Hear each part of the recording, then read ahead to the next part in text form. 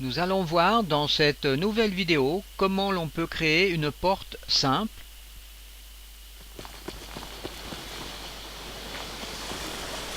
Là, une information vous est transmise, donc vous devez appuyer sur la touche F du clavier pour ouvrir la porte.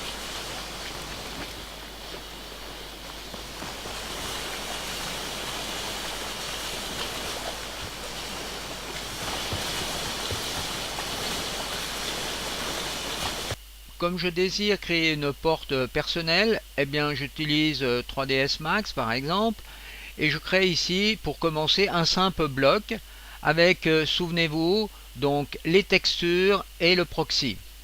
Ensuite vous exportez ça donc au format CGF dans l'éditeur de CryEngine. Encore une chose importante, c'est la position du pivot pour votre porte. Alors si vous voulez faire une porte qui va pivoter donc sur un axe, par exemple l'axe des Z ici, tourner, eh bien il vous faudra mettre le pivot d'un côté du bloc ou de l'autre côté. Et puis eh ben, ce sera aussi utile pour une porte qui glisse le long d'un axe.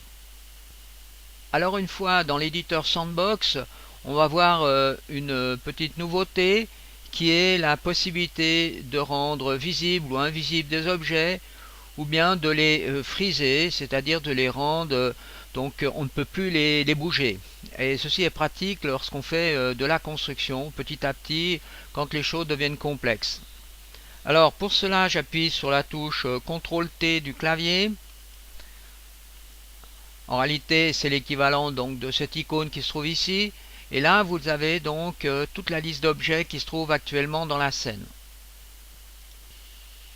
Alors je commence par sélectionner le bâtiment.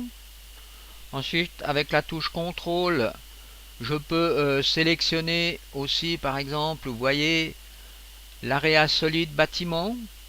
Ensuite je peux faire freeze. Je peux continuer par portal, freeze. Ensuite, si vous voulez, donc vous voyez, vous pouvez voir maintenant la liste donc des objets visibles, des objets qui seraient cachés, bon j'en ai pas caché pour l'instant, et des objets qui sont gelés. Donc ici, il suffit de cliquer sur cet objet pour le rendre de nouveau accessible. Alors rendons maintenant invisibles donc les portes. Donc il s'appelle Door 1 et Door 2. Hide, donc les portes disparaissent de l'éditeur. Alors donc c'est un outil quand même bien pratique pour faire de la modélisation dans des mondes complexes. Pour créer une nouvelle porte, nous allons aller dans la catégorie entité, sous Door, et ici on va prendre un simple door. Voilà, alors ici vous avez par exemple déjà une porte qui est associée à cette entité. Alors regardons en mode game, je m'approche de la porte. Une fois que le message apparaît, utilisation de la porte, j'appuie sur la touche F du clavier et la porte pivote.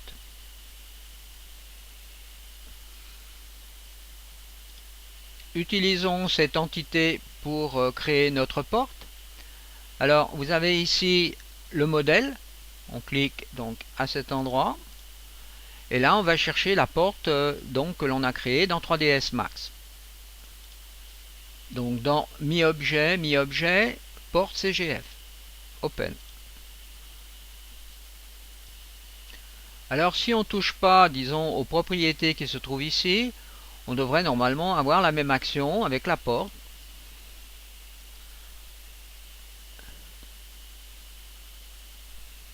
Donc vous voyez aussi que la porte bloque bien le player, vu qu'on avait mis dans les textures un proxy. Alors je m'approche de la porte, je fais F, et voilà, la porte a bien pivoté, mais peut-être qu'elle n'a pas pivoté dans le même sens. Alors bon, il suffit de corriger les paramètres pour la faire pivoter dans le même sens. Si l'on regarde ici dans les propriétés rotation, on a l'axe de rotation. Donc vous voyez ici c'est l'axe Z. Ensuite, on a une accélération. Ensuite, ici, vous avez la vitesse de fermeture. Et là, vous avez l'angle de fermeture. Si par exemple, je mets 45 degrés pour essayer, eh bien, je vais tourner seulement de 45 degrés. Alors, effectuons un test.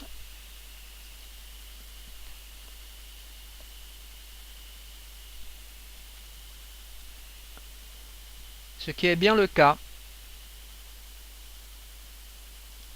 Alors essayez de changer ces paramètres pour voir donc comment se comporte la porte. Alors ici j'ai simplement une fois changé sur l'axe des X, la rotation, juste un test. Donc là on voit que la porte elle va partir, voilà, vers le bas.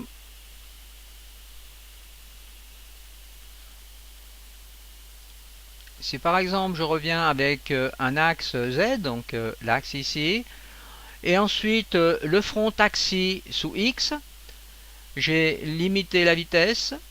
Alors je refais un test. Et vous allez constater que la porte va déjà s'ouvrir beaucoup plus lentement et ensuite que la rotation va se faire dans une autre direction.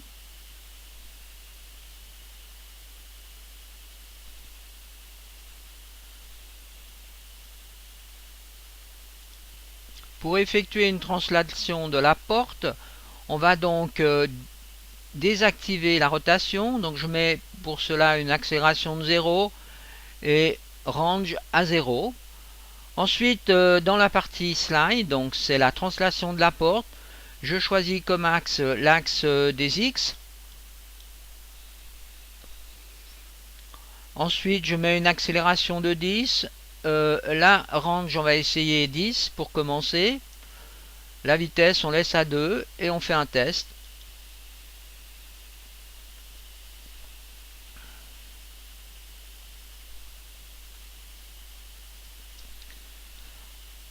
Alors là, il y a bien eu une translation, mais pas suivant le bon axe. Alors on va changer l'axe.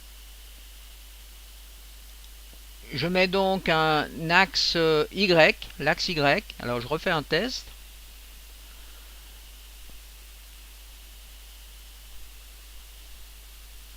Alors là, ça a l'air de jouer, la porte part.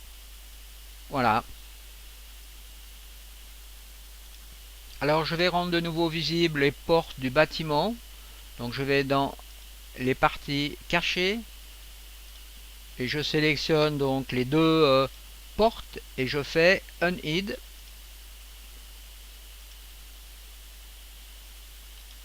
Alors maintenant regardons comment on peut ouvrir et aussi fermer la porte. Refaisons un dernier test. Donc je me déplace vers la porte, touche F, la porte s'ouvre. Et maintenant si je veux refermer la porte, eh bien je dois aller de nouveau. Alors on va rentrer dans le bâtiment cette fois-ci et on va aller de nouveau vers la porte.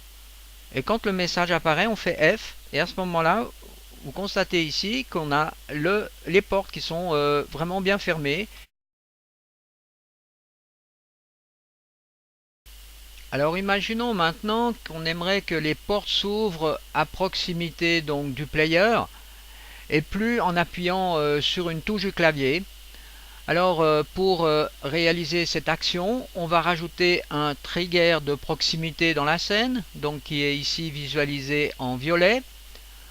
Alors le trigger de proximité se trouve toujours dans les entités, dans Trigger, Proximité Trigger. Alors nous avons déjà vu l'utilisation dans les vidéos précédentes. Alors le trigger a été positionné donc comme ceci. Donc là vous voyez on a une très grande surface, donc pratiquement la surface du chemin. Ensuite si on regarde sur le côté, eh bien le trigger a été mis par rapport donc à la porte, donc pour qu'on ait une action dans la pièce ainsi qu'à l'extérieur.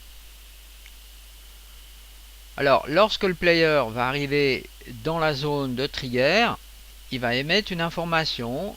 Il va falloir donc que l'on crée un petit programme. Alors ce programme on le crée sur par exemple une partie de la porte ici.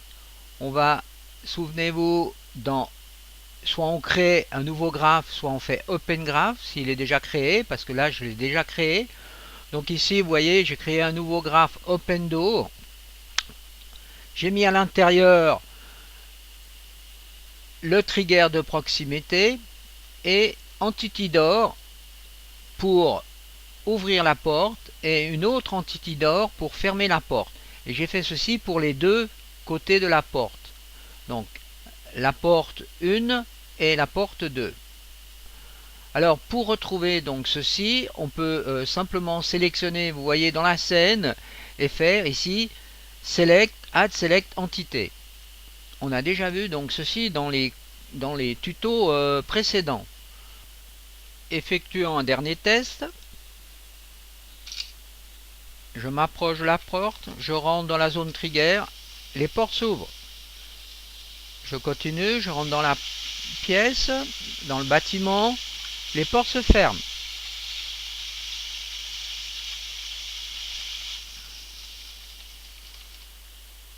Et voilà, le tour est joué.